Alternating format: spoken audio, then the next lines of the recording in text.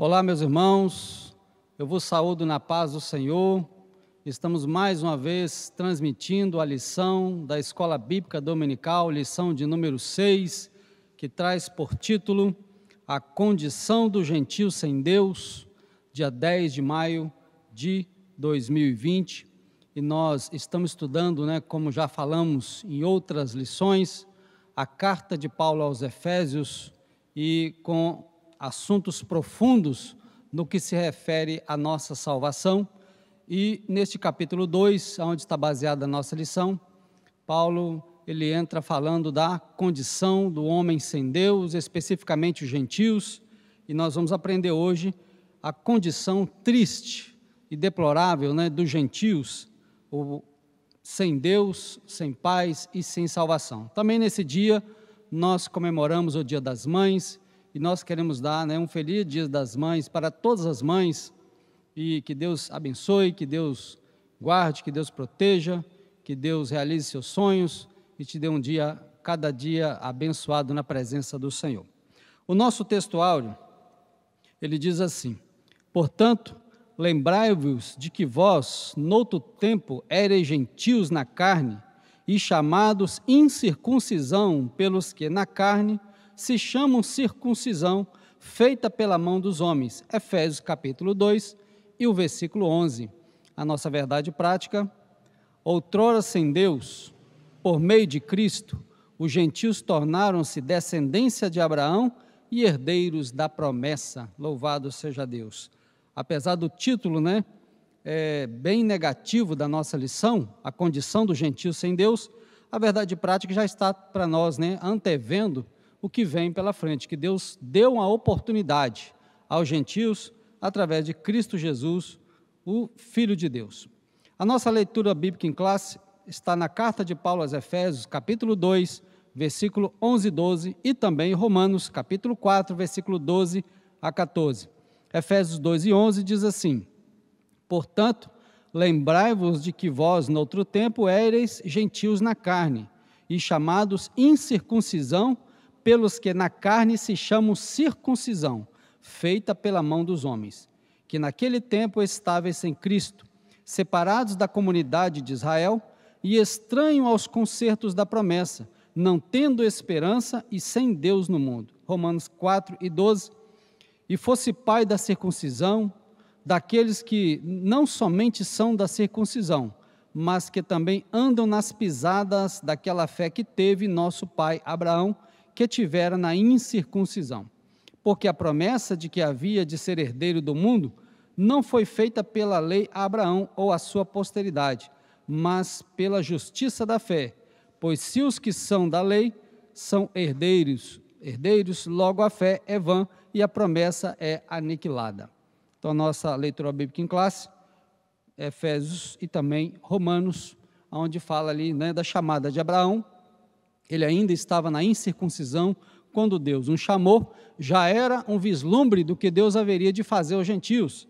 Então nós vamos aprender hoje que, infelizmente, a humanidade, ela se perdeu por causa do pecado, extraviou-se, e Deus então chama Abraão e faz-lhe grandíssimas promessas, e essas promessas, para a glória do nome do Senhor e graças a Deus, elas foram estendidas aos gentios, e nós devemos louvar a Deus por causa disso.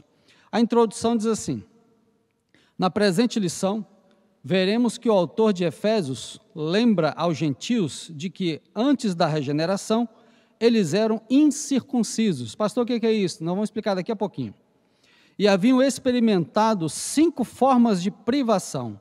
Estavam sem Cristo, separados de Israel, alienados quanto à promessa, sem esperança e sem Deus no mundo. Olha a situação que estavam os gentios. Logo, estudaremos cada um desses aspectos. O nosso primeiro tópico, chamados incircuncisão.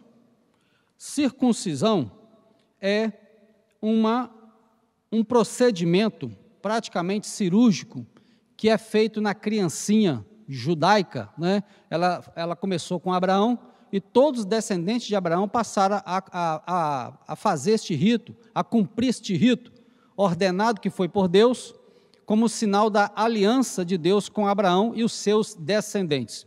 Então, o que eles faziam? A criancinha de 8 dias de nascido, ela era levada ao templo e ela era circuncidada, ou seja, retirava-se a pele que cobre a glande do órgão genital masculino da criancinha de 8 dias. Todo judeu deveria ser circuncidado.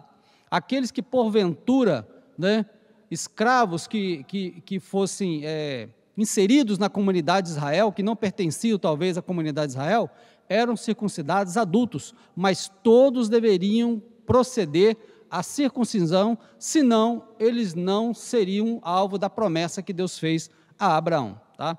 Então, isso é circuncisão. Vamos lá.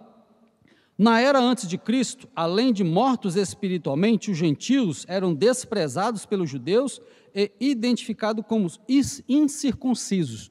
Todo mundo se lembra da batalha, de Israel com os filisteus, quando o Davi foi lá levar uma comida, alguma coisa a mais para os seus irmãos e para o comandante do exército israelita.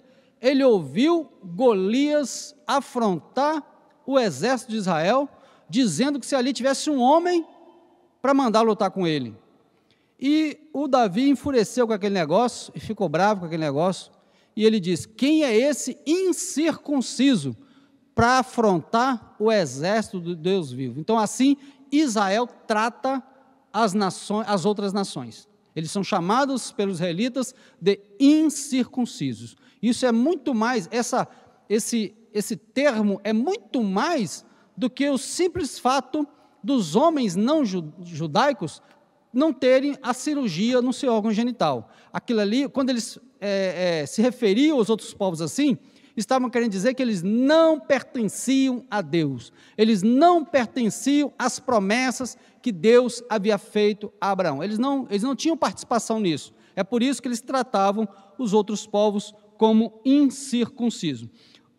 A circuncisão representava fisicamente a aliança de Deus com Abraão. Observa que a Bíblia usa a expressão avós, ou seja, não somente Abraão, mas a todos os seus descendentes que a partir dali cumprissem a circuncisão, todos seriam alvo das promessas que Deus havia feito a Abraão, lá no capítulo 12 do livro de Gênesis.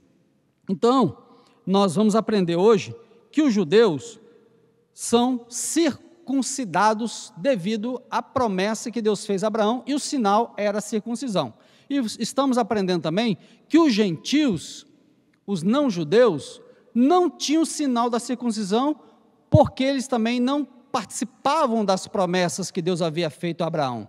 Observa o que Paulo disse, os aspectos negativos que estavam inseridos em cima dos não-judeus. Olha só, estavam sem Cristo, versículo 12 do capítulo 2 de Efésios, sem Cristo, separados da comunidade de Israel, estranhos aos concertos da promessa, não tendo esperança e sem Deus no mundo. Olha que estado mais deplorável de um ser humano diante de Deus. Mas aprove Deus, Paulo, no capítulo 3, no versículo 13 desse mesmo capítulo, ele vai mostrar que agora em Cristo a coisa mudou, É o aspecto positivo da nossa lição, que será aplicado na semana que vem. Hoje nós vamos mostrar o lado negativo do gentio sem Deus, sem Cristo, fora das promessas, fora do pacto. Mas já era interesse de Deus salvar os gentios. Os judeus não perceberam isso, tratavam os outros povos como verdadeiros animais. Mas quando Deus chama Abraão, Deus falou com Abraão que nele, na sua descendência, todas as famílias da terra seriam abençoadas. Então observa só que a promessa já estava sendo estendida para os não-judeus, todas as famílias. E Deus não falou todas as famílias dos judeus, todas as famílias da terra seriam abençoadas através da chamada de Abraão, o grande pai na fé. Vamos lá. Conceito de circuncisão é a remoção cirúrgica do prepúcio do órgão genital masculino. Era prescrito na lei como sinal externo de quem pertencia ao povo da aliança com Deus. Gênesis 17, 10 e 11. O procedimento era realizado no 8º dia de vida dos nascidos em Israel ou estrangeiros comprados a dinheiro. Quem não era circuncidado era tido como incircunciso e, portanto, excluído da aliança. Não tinha parte na aliança com Deus aquele que não fosse circuncidado. Tá? Como eu já disse, é muito mais do que um mero procedimento cirúrgico. É uma aliança que Deus fez com Abraão, tá? Mostrando que ele haveria de abençoar através, do descendente de Abraão, que é Jesus, o nosso Salvador, o Filho de Deus, e todos aqueles que quisessem participar dessa promessa deveriam se circuncidar para os judeus. Para o Novo Testamento, isto mudou, que nós vamos ver ainda durante esta lição. A circuncisão tornou-se um sinal que distinguia os judeus dos demais povos gentílicos. Observa só, a circuncisão, ou seja, a cirurgia no órgãozinho genital da criancinha, tornou-se um sinal que distinguia os judeus dos demais povos gentios. Como eu já disse, é por isso que os judeus não consideravam os outros povos, não consideravam, porque eles não faziam parte da aliança. Tá? Israel, depois, vindo Cristo, eles não compreenderam que Deus queria, através de Cristo, descendente de Abraão, abençoar todas as pessoas que crescem em Cristo. Eles não entenderam, por isso rejeitaram o Salvador, e nós, pela bondade de Deus, o abraçamos, e então nós fazemos parte da promessa que Deus fez a Abraão. Item 2. O significado religioso da circuncisão. Seu significado religioso apontava para a santificação. Como a corrupção e as práticas idólatras estavam fortemente relacionadas com a sexualidade depravada, a circuncisão simbolizava a aliança de purificação requerida ao povo escolhido. Era algo tão sério que os judeus recusavam-se até mesmo a comer com os incircuncisos. Então, o sinal da circuncisão, ao mesmo tempo que ela apontava, aliança, representava a aliança de Deus com Abraão, no aspecto físico, a aliança de Deus com Abraão. Abraão foi circuncidado já velho, passou por essa cirurgia, esse rito. Ela apontava também para uma vida de santificação, por quê? Aqueles que quisessem fazer parte da promessa, aqueles que quisessem receber os benefícios da promessa que Deus havia feito a Abraão, eles deveriam se submeter, e ao mesmo tempo que eles se submeteriam à circuncisão, eles deveriam viver como povo de Deus. Tá? Agora, aqui nós já estamos trazendo uma aplicação para nós, para as nossas vidas, para a minha vida, para a sua vida. Tá? Então, aqueles que querem fazer parte da promessa, devem se submeter à ordenança divina.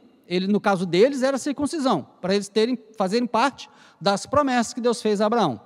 E quem se submetesse a isso, deveria viver como tal, como povo de Deus. Tá? Os gentios eram depravados sexualmente. Tá? Homossexualismo, incesto na família, todo tipo de perversão sexual. As religiões que eles praticavam, geralmente eram muito regadas a muitas orgias sexuais. Para o judeu, a lei de Moisés disciplinou, doutrinou que eles não deveriam fazer assim, deveriam viver como povo separado de Deus. E nós vamos ver isso lá em Êxodo, livro de Êxodo, capítulo 19, é a citação da nossa lição aqui, tá? 19, 5, 6, onde Deus vai mostrar aqui, agora, pois, se diligentemente ouvirdes a minha voz e guardardes o meu conserto, então sereis minha propriedade peculiar, dentre todos os povos, porque toda a terra é minha. Olha o versículo 6, 19 de Êxodo, versículo 5 e 6. E vós me sereis reino sacerdotal e povo santo. Estas são as palavras que falarás aos filhos de Israel. Então você observa que Deus requereu de Israel, tá, os descendentes de Abraão, um posicionamento. Agora aqui nós estamos trazendo para nós também. Se nós nos intitulamos povo de Deus, primeiramente, nós temos que nos submeter à ordenança divina. Segundo, nós temos que viver como povo de Deus. Viver como povo de Deus. Eu não posso dizer que sou povo de Deus se eu não vivo como tal. Eu não posso dizer que eu sou alvo das promessas divinas se eu vivo como um pagão, se eu vivo como um gentio, sem Deus e sem salvação, porque eu não estou praticando a minha santificação. O que é santificação? Separação do pecado, tá? Não é dos pecadores, separar do pecado para servir a Deus. Deus requereu de Israel, na verdade, observe que Deus chamou eles de povo sacerdotal, viu? Reino sacerdotal e povo santo, reino sacerdotal e povo santo. O sacerdote daquela época, ele intercedia pelo povo diante de Deus. Então Israel deveria ser uma nação intercessora pelas outras nações, para que as outras nações conhecessem o Deus verdadeiro, porque elas viviam no mais completo paganismo de pecado. E também deveriam viver uma vida santa, eles não deveriam proceder como as outras nações procederiam. Israel deveria ser santo em toda a vossa maneira de viver. Tá? O próprio Deus disse isso lá em Levítico: sede santo porque eu sou santo. Então Pedro repetiu esse texto lá, então na sua carta, e nós precisamos viver como povo de Deus. Então o significado religioso da circuncisão é justamente esse. Tá?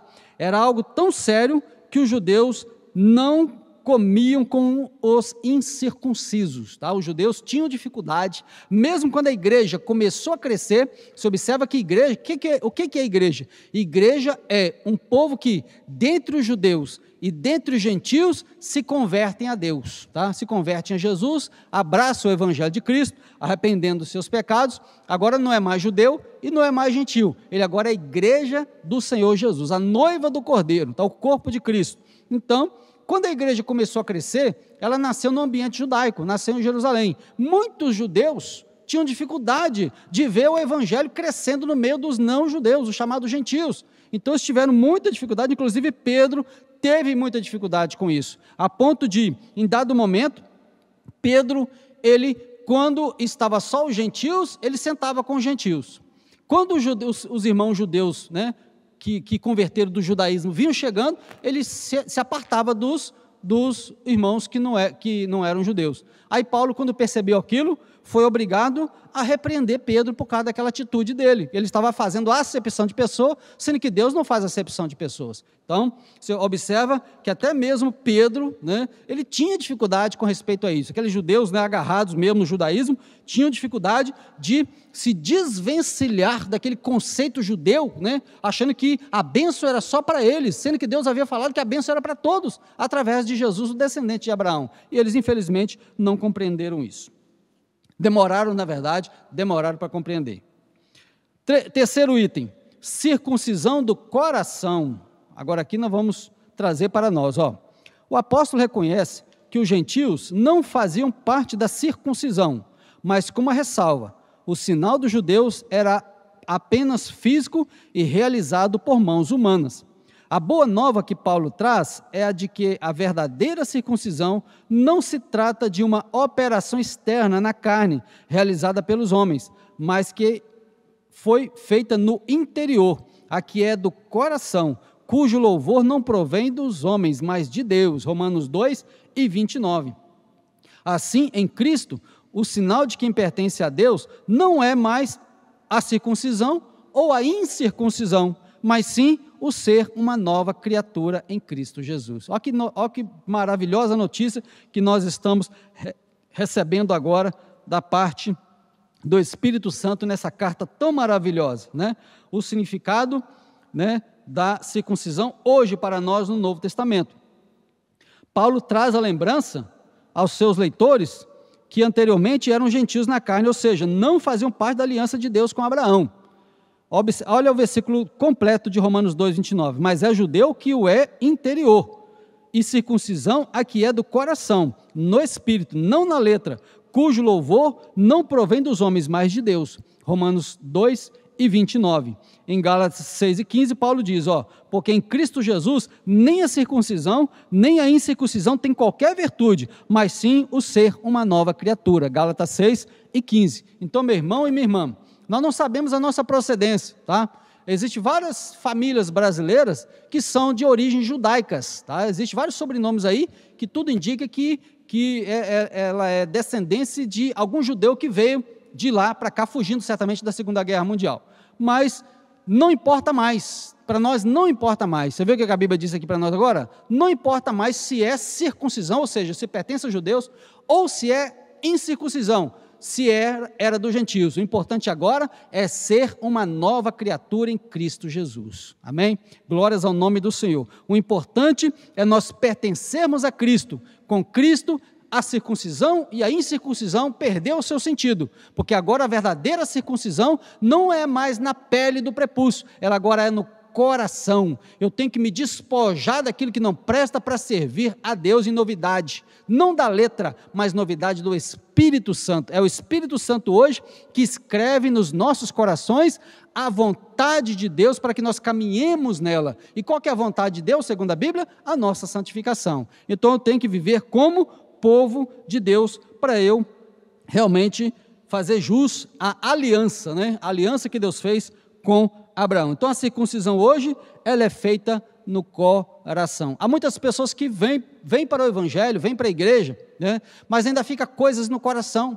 Ele guarda coisas no coração dele e fica lá no recôndito do seu coração, lá guardadinho, né? Alguma herança pecaminosa, algum desejo mau, alguma coisa ruim que ficou lá. Ele guardou aquilo durante muito tempo e veio para a igreja, achou o Evangelho maravilhoso, achou a igreja um ambiente maravilhoso, né? Sentiu a presença de Deus, mas tem coisa lá que ele precisa despojar, tem que jogar fora. Essas coisas a gente faz suplicando o sangue de Jesus, que nos purifica de todo pecado. Está lá na primeira carta de João, capítulo 1, versículo 7 em diante.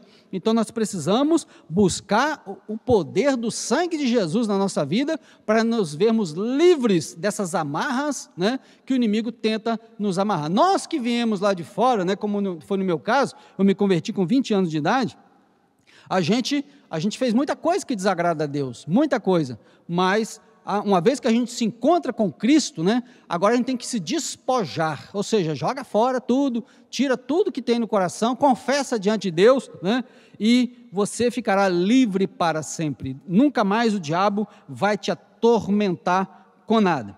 Vamos para o nosso quarto e último item do nosso primeiro tópico, chamados incircuncisão. A circuncisão na nova aliança. O assunto da circuncisão gerou discussões acaloradas entre os judeus e gentios. Em Antioquia, a questão gerou muita dimensão, provocou intensos debates e culminou na convocação do primeiro concílio da igreja em Jerusalém. Você vai ver isso lá em Atos 15, tá? A igreja começou a crescer, expandir, fora dos arraiais judaicos, né? Fora da comunidade israelita, a igreja começou a crescer assustadoramente, que o Espírito Santo direcionava aquela igreja, mas chegou um momento que eles precisaram reunir. Os apóstolos com os anciãos, que eram os obreiros da igreja, precisaram reunir para tratar esse assunto, tá? Não havia papa, não havia padre, não havia freira, nada disso. Aí foram os homens que inventaram anos depois, lá pelo século IV da era cristã, que essas coisas foram inventadas. A igreja era uma igreja apostólica, tá? Dos apóstolos, e os obreiros eram pastores da igreja. A igreja era uma igreja genuinamente evangélica, baseada no evangelho de Cristo Jesus, e ela era direcionada pelo Espírito Santo. Mas, devido ao seu crescimento, gerou várias controvérsias, e eles reuniram, e essa reunião foi narrada pelo evangelista Lucas, no capítulo 15 de Atos. Eles trataram ali vários assuntos, porque o evangelho começou a crescer no meio dos não-judeus, os chamados gentios. Então eles tiveram várias dúvidas, e precisaram ali sanar essas dúvidas. Vamos ver.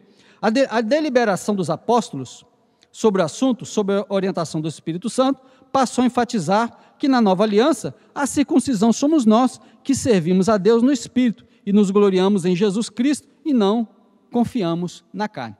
Eu gostaria de ler alguns versículos desse capítulo 15 de Atos, só para a gente ter a ideia. Pelo menos esse aí que a lição mencionou, nós vamos ler, para não ficar qualquer dúvida para os nossos irmãos. Atos 15, nós vamos ler capítulo 15, versículo 1, o surgimento do problema. Então, alguns que tinham descido da Judéia ensinavam assim os irmãos: se não vos circuncidardes, conforme o uso de Moisés, não podeis salvar-vos. Observa só, até mesmo alguns crentes judeus, presta atenção no que eu estou falando, a igreja nasceu em Jerusalém. Quando esses judeus convertidos foram pregar para os não-judeus, os chamados gentios, disseram para eles, vocês têm que aceitar Jesus como Salvador, arrepender dessas práticas pagãs que vocês estão fazendo, mas vocês têm também que se circuncidar, têm que cortar a pele do prepúcio de vocês. Isso gerou muito problema, porque eles tiveram dúvida com respeito a isso. Alguns irmãos pregavam assim, tá? Então esse assunto foi trazido para a reunião do capítulo 15 de Atos dos Apóstolos. Então, versículo 1, há o surgimento do problema. 2, divergência de opiniões. Tendo tido Paulo e Barnabé não pequena discussão e contenda contra eles, resolveu-se que Paulo e Barnabé e alguns dentre eles subissem a Jerusalém aos apóstolos e aos anciãos sobre aquela questão. Ou seja, Paulo e Barnabé foram conversar com esses irmãos que estavam pregando para os não-judeus que eles deveriam circuncidar para eles serem salvos. Ou seja, estavam invalidando o evangelho de Cristo. Por quê? Se o homem para salvar precisa ser circuncidado, então Cristo morreu em vão. A salvação, então, ela precisa ser completada por um ritual de corte cirúrgico do órgão, da pele do órgão genital masculino. Aonde que a igreja ia parar se a igreja aceita esse tipo de coisa? Então observa só, o Espírito Santo dirigiu essa reunião, ele orientou esses irmãos e essas dúvidas foram sanadas para a glória de Deus. Você observa que em nenhum momento tocaram em qualquer assunto de guarda de sábado, nada disso. Eles deveriam ter, já que a igreja estava se espalhando entre os não-judeus, eles deveriam então ter falado ali, então nós vamos prescrever aos não-judeus que guardem o sábado também, ou que circuncidem também e façam isso, façam aquilo, baseado na lei de Moisés. Você observa que o Espírito Santo dirigiu essa reunião, nós vamos ver daqui a pouquinho, e em nenhum momento ele falou com respeito a essas coisas, porque esses rituais da antiga aliança, da lei de Moisés, não passou para a nova aliança. Será que o Espírito Santo esqueceu de falar isso na primeira reunião convencional da igreja? Na primeira reunião dos apóstolos? Seria a hora propícia para o Espírito Santo orientar os apóstolos a colocar ali aqueles rituais do Antigo Testamento, dos quais o sábado fazia parte. É o único mandamento ritualístico dos 10 mandamentos. Será que o Espírito Santo esqueceu essa grande oportunidade de prescrever essa regra, essa lei? Não, ele não esqueceu. Ele colocou aquilo que era necessário, porque esses rituais não passaram para o Novo Testamento, porque o Novo Testamento não é ritualístico. O Evangelho de Cristo não é ritualístico, ele é prático, é vida prática, é vida com Deus, é vida no Espírito, é transformação de vida. Vamos ver então qual foi a solução do problema. Versículo 28 e 29, ainda do capítulo 15, Na verdade, olha a conclusão que eles chegaram, observa só. Na verdade, pareceu bem ao Espírito Santo e a nós não vos impor mais encargo algum, senão estas coisas necessárias. Versículo 29. Que vos abstenhais das coisas sacrificadas aos ídolos, do sangue, da carne sufocada e da fornicação. Dessas coisas fareis bem se vos guardardes, bem vos vá. Então você observa que no final da reunião, disseram eles, pareceu bem ao Espírito Santo, ou seja, eles estavam sendo guiados pelo Espírito de Deus, pareceu bem ao Espírito Santo e a nós, não impor encargo, nenhum peso a mais, nenhuma cobrança a mais, em cima dos não-judeus. Por quê?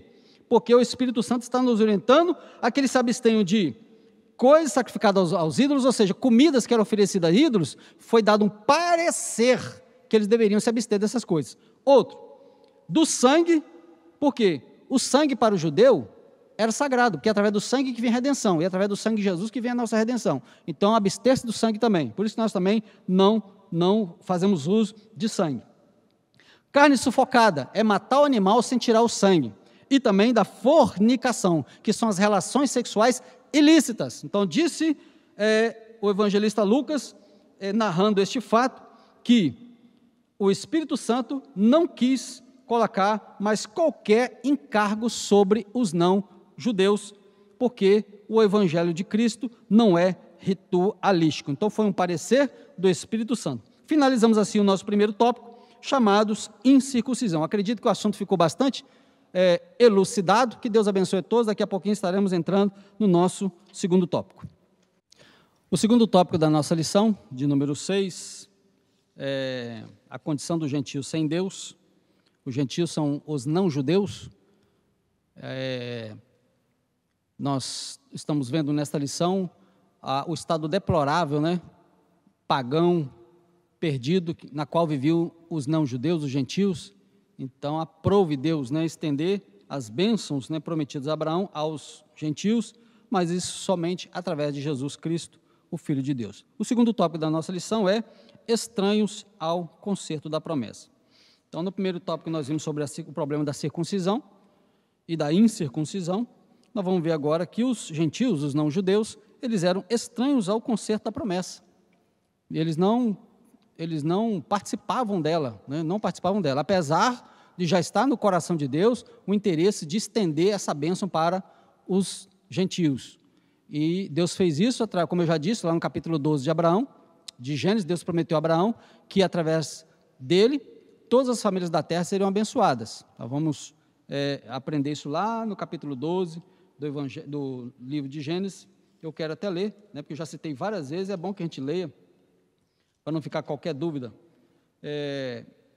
12 de Gênesis. Ora, o Senhor disse a Abraão: sai-te da tua terra e da tua parentela e da casa de teu pai, para a terra que eu te mostrarei.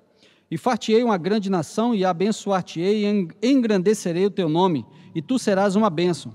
E abençoarei os que te abençoarem, e amaldiçoarei os que te amaldiçoarem, e em ti serão benditas todas as famílias da terra. Está vendo aí? Então Deus já havia dito, né, que a bênção seria estendida de forma global, universal. Pena que os judeus, infelizmente, não entenderam essa grande verdade, essa grande realidade, achando que a bênção era só deles. Bom, vamos lá. Segundo tópico. Nessa parte, o apóstolo Paulo aponta a situação dos gentios. Naquele tempo estavam sem Cristo, separados da comunidade de Israel e estranhos aos concertos da promessa. Primeiro item, uma vida sem Cristo. Meu irmão que me ouve nesta hora, aluno da escola bíblica dominical, tenho certeza que você está com muita saudade da sua classe, do seu professor. Você já imaginou uma vida sem Cristo? Como que as pessoas estão sofrendo, né, à mercê do diabo, escravizadas pelo diabo, presas no pecado, conforme muitos de nós outrora éramos.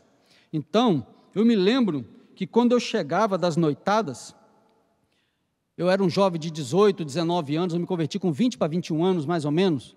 Eu me lembro que eu chegava das noitadas frustrado, depressivo, angustiado, mesmo tendo feito, né, aquelas coisas, embebedado, andado com os meus amigos de outrora, mas eu chegava vazio, frustrado, sem paz, sem Deus, sem nada, eu não conhecia Deus, não sabia o que era igreja, não sabia o que era Bíblia, não sabia de nada, total ignorante. E eu me lembro que eu falava com Deus, mesmo não conhecendo Ele, eu falava com Ele. Eu falava assim com Ele: Deus, muito vazio, muito longe. Falava assim: Deus, me livra dessa vida miserável. Falava desse jeito: me livra dessa vida miserável, porque aquilo me fazia mal. Aquele pecado me fazia mal, aquela vida vazia sem Cristo me fazia mal, só que eu não conhecia a verdade, eu não sabia aonde recorrer. É por isso que nós temos que pregar o Evangelho, meus irmãos. Tem muita gente assim, que está esperando uma palavra minha e sua, estão vivendo sem Cristo, tá? Sem Cristo, e quando Cristo chega, tudo muda, tá? Há perdão de pecado, há transformação, o nome é escrito no livro da vida, o Espírito Santo agora se faz presente, a alegria do céu agora vem para o coração, tudo muda, muda a vida, muda o coração, muda a família, muda a visão, muda a posição, muda tudo, muda o caminho. Então, os gentios, na carta aos Efésios, antes de Cristo, eles viviam na mais completo paganismo, tá? Primeiro item, ao descrever a história passada dos gentios, o apóstolo traz à memória que, naquele tempo, o que ele quer dizer naquele tempo? No tempo que eles viviam sem Cristo. Isto é, antes da regeneração, eles viviam imersos no paganismo e, portanto, sem Cristo. Isso indica que a religiosidade dos gentios era incapaz de inseri-los na promessa messiânica. Também significa que eles desconheciam a Cristo, como também eram indiferentes às promessas acerca dele e da sua obra. Vocês observam que, vou trazer aqui uma ilustração da mulher samaritana.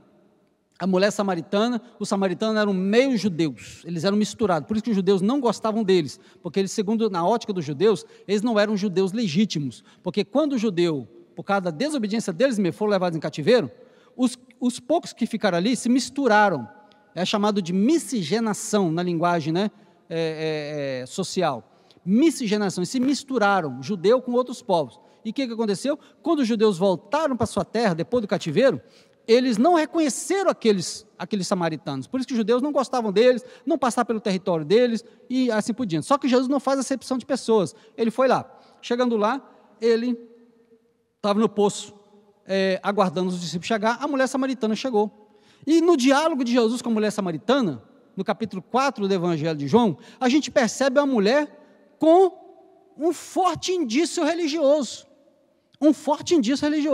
ela conhecia, ela tinha noção das promessas, ela tinha noção da palavra, ela tinha noção da questão da adoração, ela tinha noção da esperança messiânica, só que uma mulher afundada no pecado até o pescoço, na prática, mais completa prática do pecado, porque não conhecia Jesus, e agora o próprio Jesus estava ali, revelando-se para ela como o Messias prometido, a vida dela foi totalmente transformada. Depois você lê lá o capítulo 4 do Evangelho de João. Assim viviam os não-judeus, os gentios, sem Cristo, no mais completas trevas, no mais completo paganismo, tá? Veneravam diversos deuses, com letra minúscula, eram supersticiosos, eram problemáticos, eles, tudo que não presta, tinha no meio deles, tá? Viviam completamente em trevas espirituais. Segundo item, separados da comunidade de Israel. Outra característica negativa, a primeira dela é sem Cristo. Essa é a raiz de todo o problema do homem. Quando a pessoa vive sem Cristo, o desdobramento disso é sério, é muito sério. Acarreta vários outros problemas e que a pessoa nunca vai saber lidar com isso enquanto ela não resolver o seu problema com Jesus. A pessoa precisa conhecer a Jesus como Salvador. Aí o que vem depois é só a bênção de Deus, a promessa de Deus se cumpre na sua vida, mas somente através de Jesus. Então, o primeiro problema dos gentios era, viviam sem Cristo. 2, separados da comunidade de Israel. Ainda no versículo 12, o apóstolo salienta a desvantagem de os gentios não pertencer à comunidade de Israel. Eles estavam excluídos não só dos símbolos externos, mas também não faziam parte do povo escolhido e, consequentemente, não podiam usufruir dos privilégios da aliança de Abraão. A constatação cruel era de que Deus não havia se revelado aos gentios, pois a chamada divina fora feita somente a Abraão e a sua descendência. Nessa perspectiva, a lei e as promessas pertenciam somente a judeus, e desse modo, os gentios estavam fora do alcance das bênçãos prometidas a Abraão, a Isaque e a Jacó.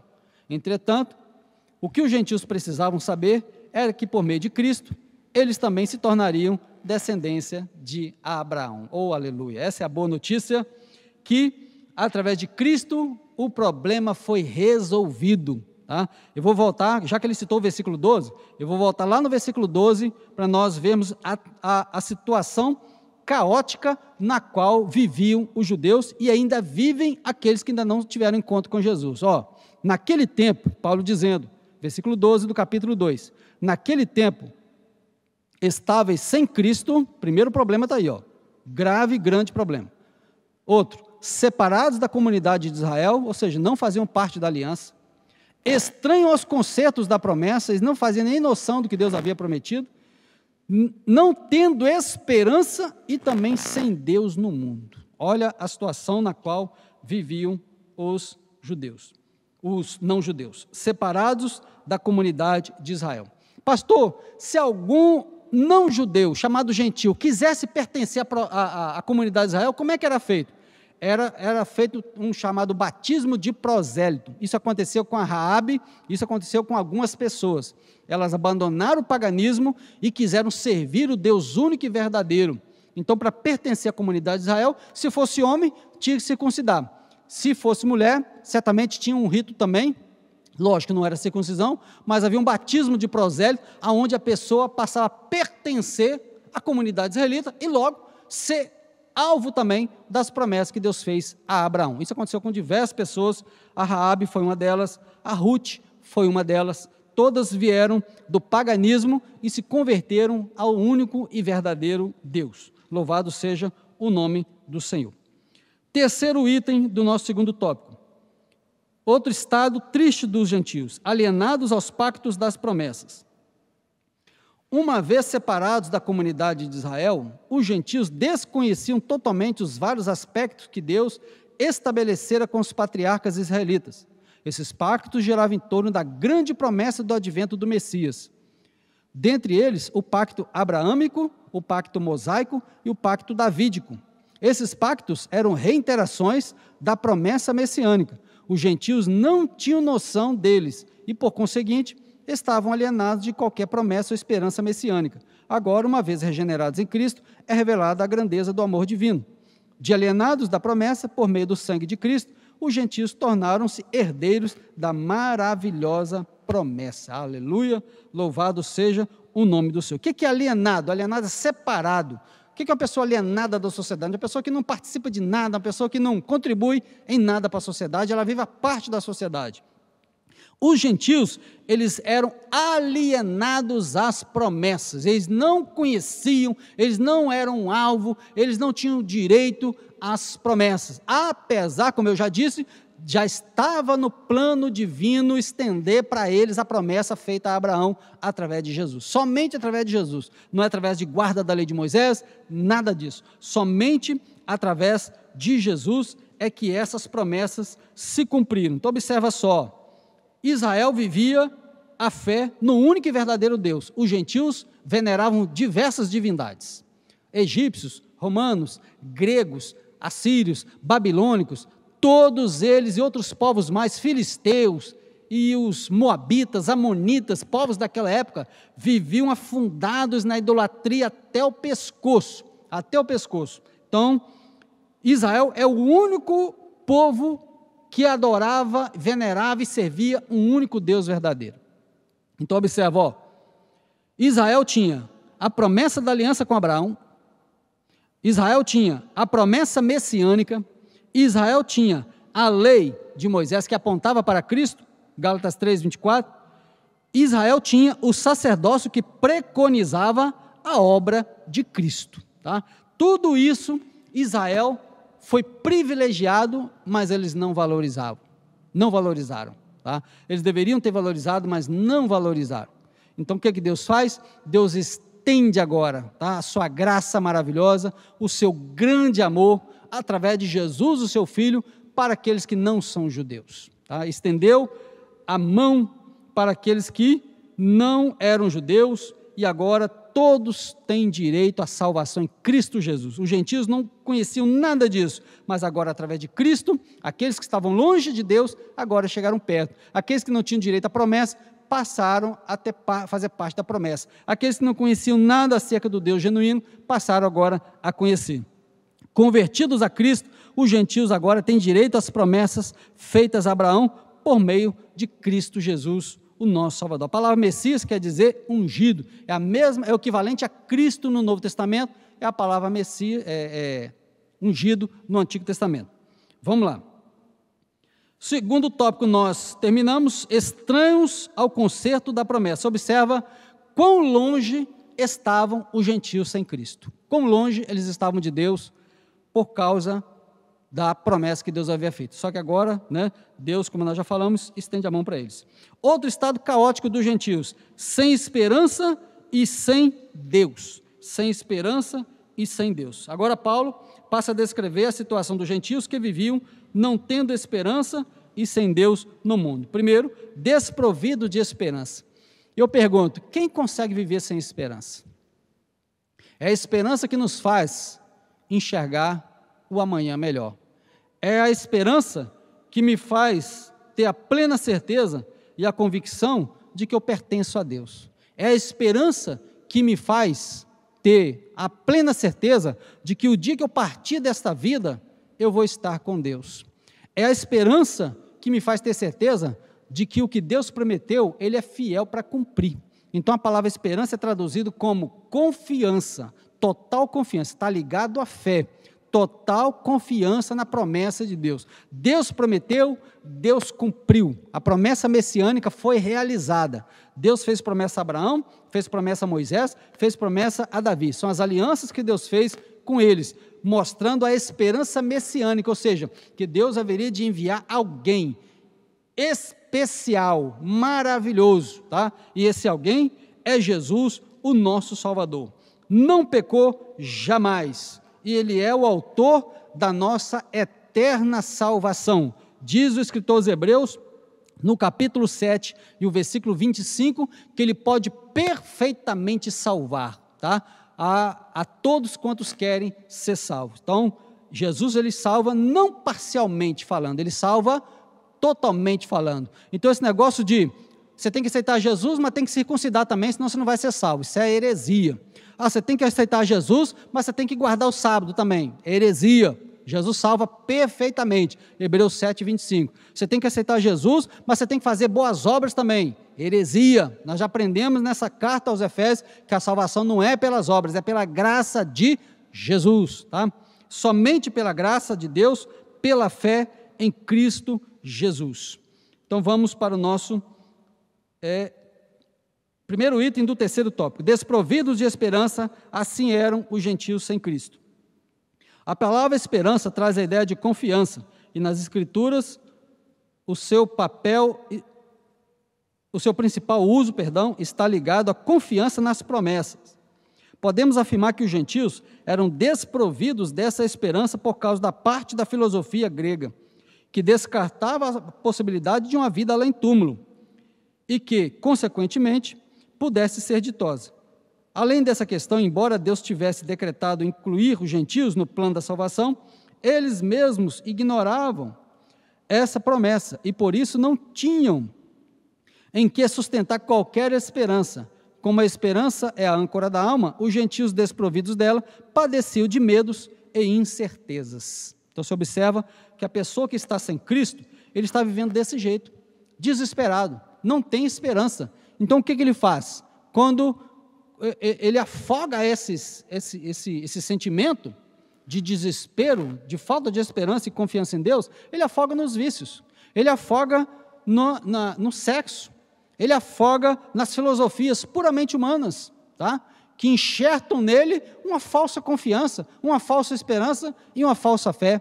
Mas a verdadeira esperança está em Jesus, a verdadeira fé somente através de Jesus. A Bíblia diz, escritor aos Hebreus ainda, no capítulo 12, que Ele é o autor e consumador da nossa fé. Então é Jesus, é nele que nós devemos colocar totalmente a nossa confiança.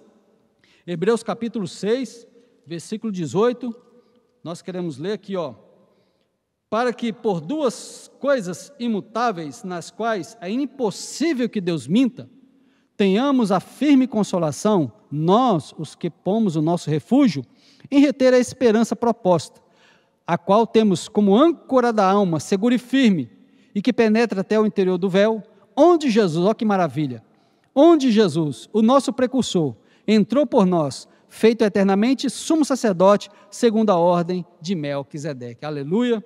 Então Jesus, Ele é esse consumador, Ele é esse que nos traz uma eterna e maravilhosa esperança. Em Cristo não há confusão, em Cristo não há desgosto, jamais. Em Cristo nós estamos plenamente satisfeitos, não precisa de nada mais a não ser e de ninguém mais a não ser Jesus. Somente Jesus é o nosso único Salvador. Então Jesus, à medida que as pessoas vão se convertendo, Ele vai inserindo elas no seu corpo. Jesus é a cabeça, a igreja é o corpo. Então a pessoa precisa estar ligada ao corpo, tá? Pastor, você é crente em casa. Então você está deixando de ser corpo, porque o corpo é uma junção de membros.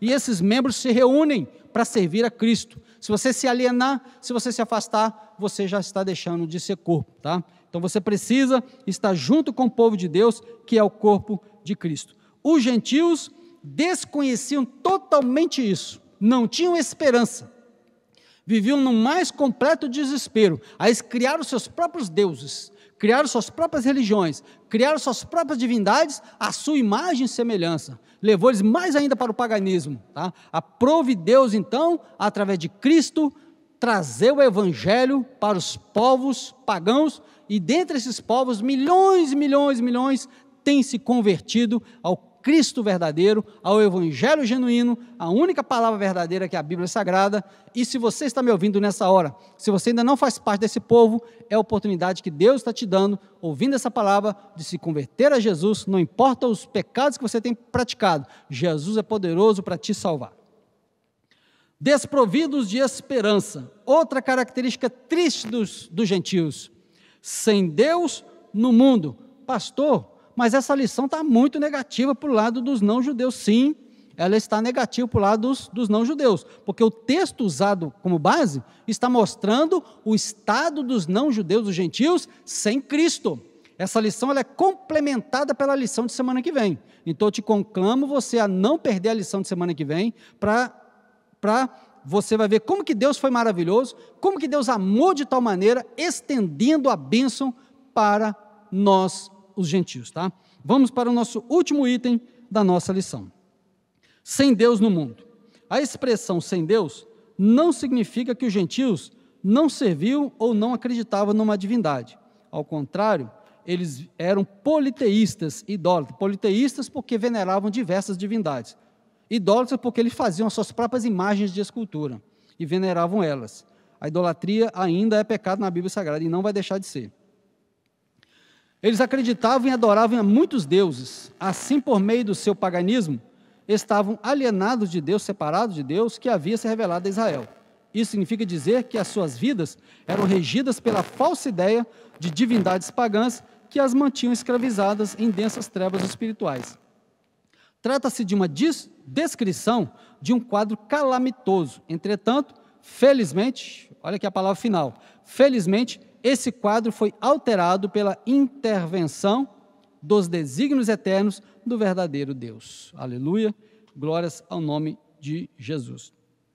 Algumas coisas que nós vamos ver que os gentios praticavam: idolatrias, feitiçarias e superstições, relações sexuais ilícitas. Eles eram violentos.